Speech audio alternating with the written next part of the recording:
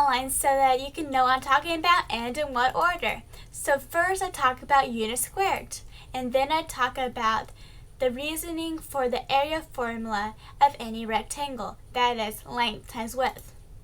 First I explain using integer lengths and widths, and then I explain using non-integer lengths and widths. And then I explain what lengths and widths really means.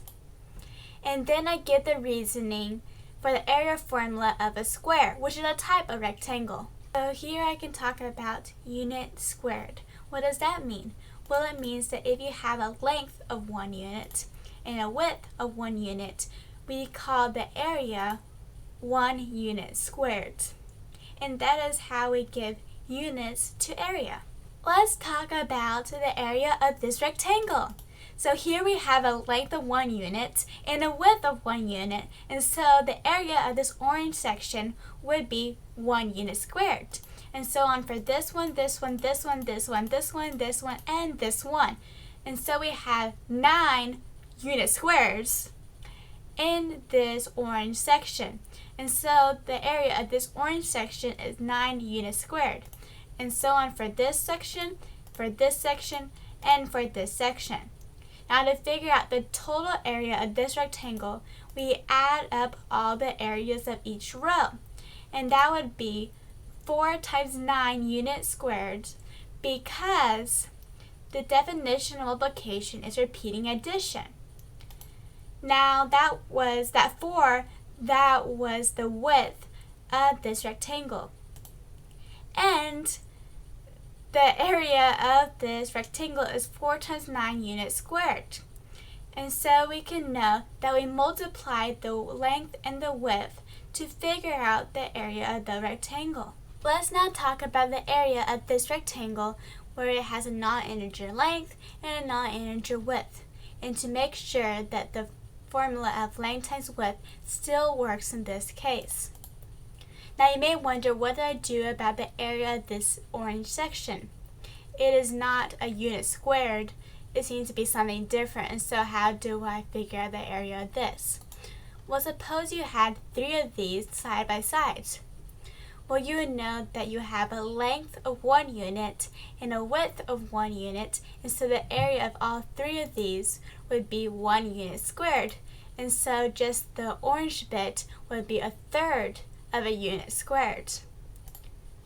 And now we know that the green would be 3 units squared, because we have a unit squared, then a unit squared, and then a unit squared, so that would be 3 units squared. And the orange would be 1/3 unit squared. And so the yellow section is 3 1/3 units squared. And you could do the same idea for the second row. But what about the bottom row? What do you do about the area of that? Well, we know that the area of this pink part is 3 1/3 units squared, because that is the same area of one of the first or second rows. What about just the gray part? What would be the area of that? Well, that would be half of the area of 3 1/3 units squared. And so we know that the area of the gray section would be a half of 3 1/3 units squared. And to figure out the total area, we add up all of these areas of the rows. And by using the definition of multiplication, which is repeating addition, that would be 2 1/2 times 3 1/3 units squared. And so the area of this rectangle is 2 1/2 times 3 1/3 units squared. And so to figure out the area of this rectangle, we multiply the length times the width. Let's now talk about the terms length and width. So we could have length here and width there, and the area would be length times width. Now we could have length there and width there, and the area would still be the same value, and it would be the new length times the new width.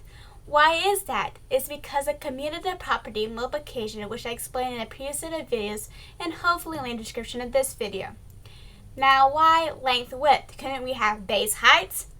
In that case, the area is still the two multiplied together. And we could have base there and height there, and the area is still base times height. The square is a type of rectangle, so that means that its area is equal to length times width. It is unique in that the length is equal to the width, so I can set both of them equal to the same value. So I set both of them equal to side. And so that means that the area of a square is side times side, or side squared. Thank you for watching this video. If you would like to, feel free to click on this playlist to watch more similar videos.